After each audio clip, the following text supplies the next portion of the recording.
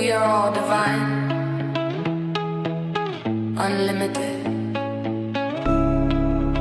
made of light and infinite potential. Let's talk about what has probably wrecked your relationships in the past and wrecked many other things. It's probably the same thing that's drained your mood and your energy levels in life. And maybe it's the one thing that made you connect to the wrong people in relationships or jobs, or take the wrong job in general, or maybe just ruin your sense of peace in life. It's definitely not random, and I'm willing to bet pretty good money that you've called it intuition before. In NCI, we call this behavioral magnetics. So we're not talking about habits. We're not talking about some kind of a mindset. We're talking about something that I refer to personally as emotional gravity. What do I get pulled into? What are the little gravity vortexes that I get sucked into emotionally? It's the quiet thing that tells your mind, I need that thing even if it's bad for me, or even if it hurts. I need that thing even if it's bad for me. And the core of what I want you to get from this is harsh. So I'm going to start with this bottom line here, and then we're going to unpack a lot of this. The nervous system, your nervous system, does not want what's healthy. It wants what is familiar. So let's dissect what emotional gravity means and what that truly is. Humans are very predictable, but it's not because humans are stupid. It's because our nervous systems are very, very smart. Your brain doesn't want new things. It wants old things that it already knows how to survive.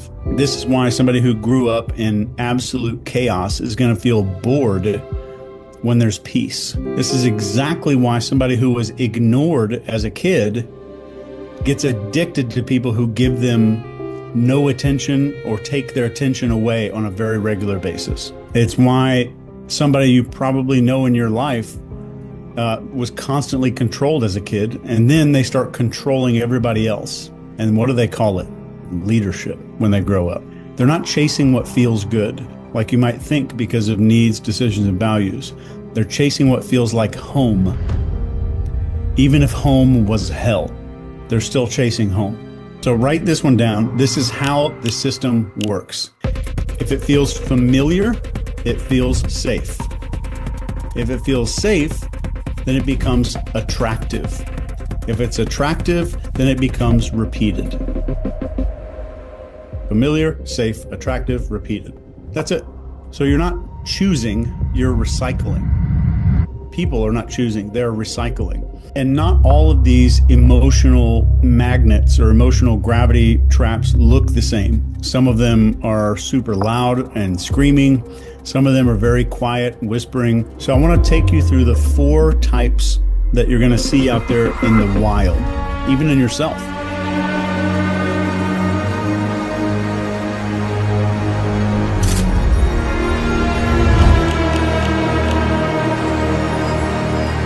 And the first one is called the mirror magnet. This pulls you into and toward people and environments that treat you the way that you were treated growing up. If dad was really critical, you're going to find critical people. If mom was distant, you're going to date somebody who's emotionally 3 states away from you. Type 2 is the echo magnet. This one makes you just recreate pain to give you the placebo that you're in control. That's all it is. I'm going to remanufacture pain so it feels familiar, which gives me a fake feeling of control. So this is when you choose burnout, you choose drama, because at least you're the one holding the match that lit the fire this time. And then we have something called the reversal magnet. And this one kind of flip-flops the roles. This one flips it over. So you become the thing that hurt you. If you felt powerless, you become the dominant one. If you ever felt invisible, you take over every room. You're the loudest person in every room.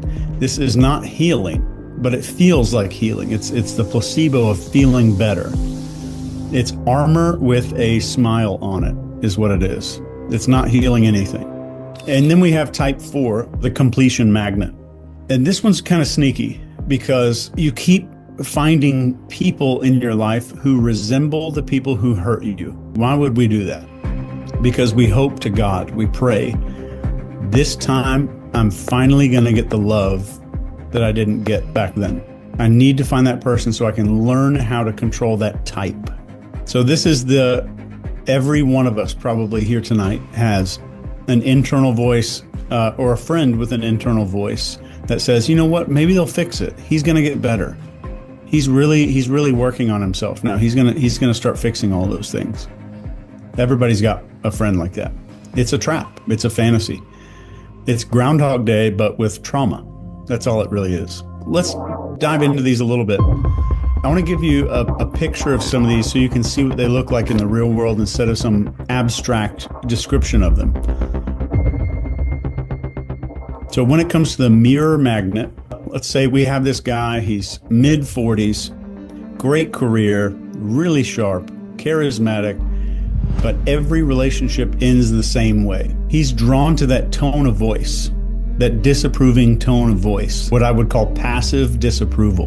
And it's not because he wants it, it's because it feels like his mom.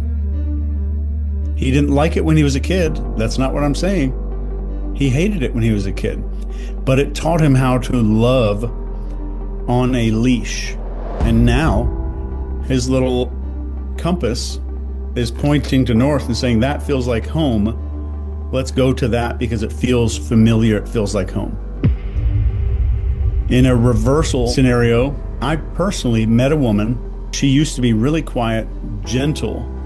She got steamrolled very constantly on a very regular basis. And now she leads a team of 200, controls every decision, keeps people very much on edge. She's respected, but no one's close to her at all. So she says she's just kind of like, I'm really just focused on work. She's not. She's terrified. She's scared. The part of her that was vulnerable got punished. So now she becomes the punisher. That's the reversal magnet. She became the threat so she would not feel threatened again. And it works. It works. It's actually effective, but it's lonely. And then we have let's do an example of a completion magnet. And this one's kind of nasty. Actually, this goes back to a guy that I've coached one time. There's a guy I coached, and he's got a brilliant mind, amazing, beautiful heart, and he keeps falling for these women who are really chaotic, like emotional hurricane type of people. And every time he's trying to help, he's trying to make her get better, so she's finally gonna love him back. And what he doesn't realize is he's chasing his dad, not his mom. He's chasing his dad through women. So dad was volatile, never said I love you. So now he's on this lifelong quest to finally be enough for someone just like dad. So his little script says, find somebody like dad and complete the process. Then I will complete this unresolved story arc that's been going through my entire life. Not because it's good, because it's unfinished business. What I told him is, like, you are not dating women. You're dating the hope that this time the monster becomes safe. I'm going to make a monster become safe. That's all you're doing. You're not dating women. I want you to let this sink in really quick. Just because something pulls you in does not mean that it's right for you.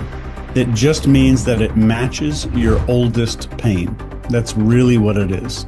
How do we break this spell? Like, what do we do to get out of it? What if our compass is pointing to some dysfunctional, toxic, awful human being or awful situation? We have to rewire it.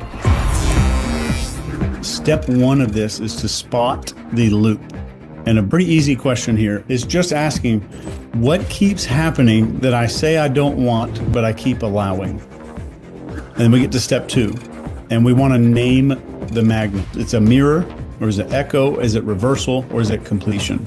And then step three, we want to trace the original source. So there's three questions here. Question one for this step three is, who taught you that this was normal? Two, who, and this is a big one, whose love came with conditions? And number three, and this is even deeper, who in your life made you feel that safety has a cost? like you had to invest something in order to feel safe. But then we get to step 4, exposing the lie. So the pull that we feel, the adrenaline spike, that's not chemistry, that's childhood. So where is the lie that happened in childhood that I'm continuing today?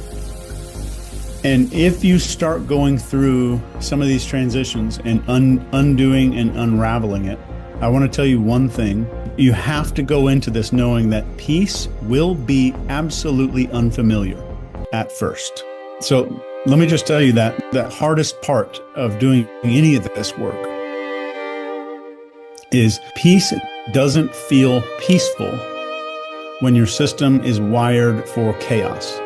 It feels like disruption. It feels like something's around the corner. It feels like I don't deserve this. What's about to happen?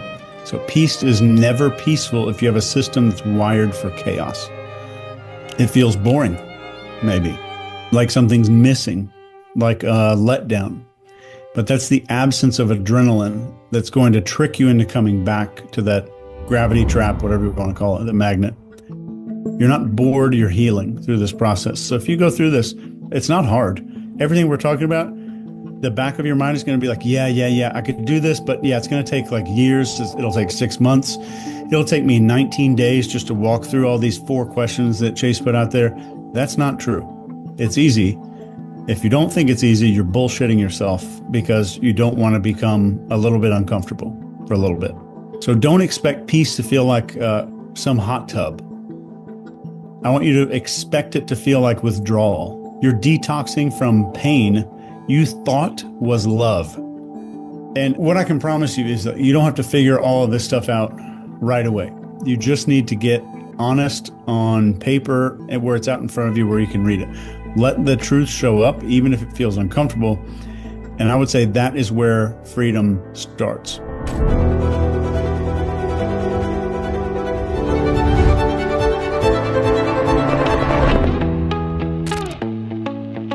We are all divine, unlimited, made of light and infinite potential. Everything you desire is already looking for you.